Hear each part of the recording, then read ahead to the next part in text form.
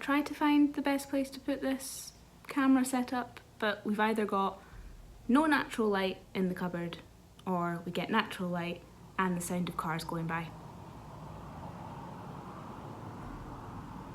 So, you win some, you lose some. But welcome back to the vlog. It is week 3 and we are still talking about the big wide world of branding, but today we are zoning in on visual identity, which is quite a good thing for us to chat about, because I think too often people think it is just, you know, applying your logo to anything and everything that you put out and then that's fine. Maybe there's a little bit more to it than that, and we will look at that today. So yeah, stick around, have some fun, grab some tea or some coffee, or I got a mint hot chocolate yesterday and I can highly recommend, although it does just taste like hot chocolate after you've brushed your teeth. Recording, take 2. You mean take 1? We haven't done this before. Take 1, sorry. We're natural. We're professionals at this. We know what we're doing, absolutely. It didn't take 10 minutes to download a file. What we're talking about, visual identity. We're talking about this week what makes a good one and then what is important.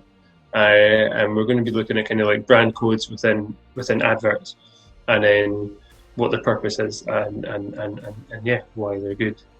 Pretty good, like the other side of what we were talking about last week. So it kind of connects. Exactly. Really, everything that we do, we're going to chat about. Yeah, there's no disconnect. 1 minute, 37 seconds later. So we both picked one. I'm going to talk about Snickers because I'm a fatty. I'm going to talk about perfume. And you're going to talk about perfume. Yes. And we in no way organised this before. No, not at all. Right, okay, the logo is front and centre, right? You know who it is, it's Snickers. Okay, so that's the obvious thing, but what other codes are within this? Right, so obviously you've got your logo as a whole, but even if you break that down, there's stuff there that's quite interesting. So obviously you've got typography, I'd say it's probably the second one.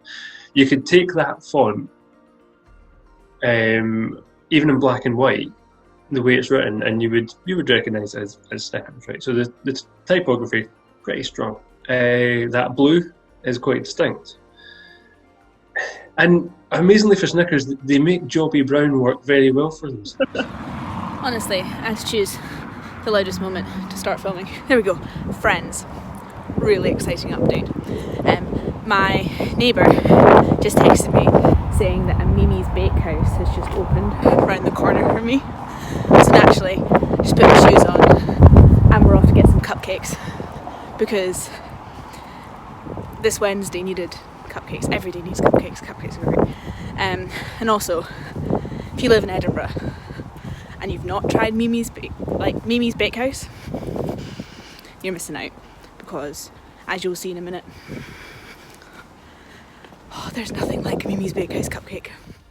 Calm down before you stress up the groove. The energy a little different when the blessings accrue. Hey, who you talking to? Just know I ain't no regular fool. Could be anything in the world, but I can never be you, because I stand tall like I'm on my tiptoes. Baby, you think a little too small. I got big goals, baby. Hey, where the money at? Look, I just need the info. Pronto, I go and get it and split it with my kinfolk daily, and I'm the type.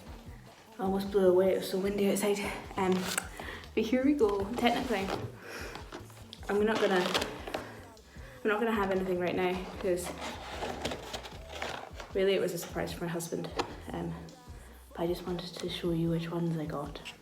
I'm quite chuffed with my selection that I chose. So I went for the jelly topped cupcake and the carrot cake cupcake and a Biscoff brownie. That is a lot of Biscoff. Look at that. That is nice. And then this one just made me so happy. I love party rings, and that just screams fun, doesn't it? So looking forward to consuming those later. Yeah, what's a big bee? A massive bee! I hate insects. Sarah, take us through something that doesn't have Jobby Brown in it. Absolutely. My pleasure. Aye. Yeah. I think Jake and I, we were chatting about this earlier, and neither of us have smelt this perfume before, but it's a brand that is really recognisable. You know, you can kind of tell through all these different visual codes of the like the petals falling in each of them. These are 2 adverts here. I don't think I've highlighted that very well.